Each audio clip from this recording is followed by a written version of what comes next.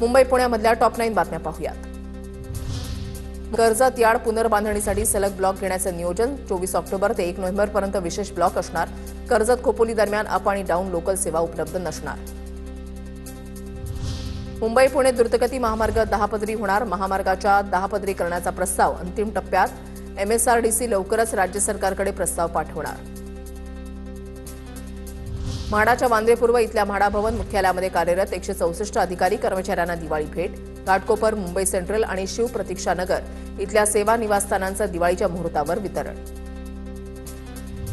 छठ पूजा आणि दिवाळीनिमित्त नागपूर पुणे आणि नागपूर मुंबई स्पेशल ट्रेन चालणार। प्रवाशांची गर्दी लक्षात घेता रेल्वे प्रशासनाचा निर्णय, यामुळे नागरिकांचा प्रवास सोयीचा होणार। मंगलप्रभा तोडा यांच्याकडून छठ पूजेच्या निमित्तानं जुहू बीचवरील तयारीचा आढावा। जुहू बीचवर छठ पूजेची पूर्ण तयारी झाली का, याचा आयुक्तांना सवाल विचारला। फटाक्यांच्या आतषबाजीवर निर्बंध धोरण आखण्यासाठी ऑनलाईन याचिका। एका पर्यावरणवादी संस्थेकडून कोर्टामध्ये धाव। रात्री 10 नंतर फटाके फोडण्यावर बंदी घालावी, तसंच फटाके केवळ सणापुरते मर्यादित ठेवण्याची मागणी। पिंपरी चिंचवड शहरामध्ये 22 ठिकाणी चार्जिंग स्थानकं उभारणार। नागरिकांना विद्युत वाहनं चार्जिंग करण्याची सुविधा महापालिका उपलब्ध करून देणार। खासगी कंपनीला काम देण्याची प्रक्रिया अंतिम टप्प्यात। न्यू इंडिया कोऑपरेटिव्ह बँकेच्या माजी व्यवस्थापकाला दिलासा नाही। कोट्यवधी रुपयांच्या घोटाळ्याचं प्रकरण। गुन्हा दाखल करण्यात आलेल्या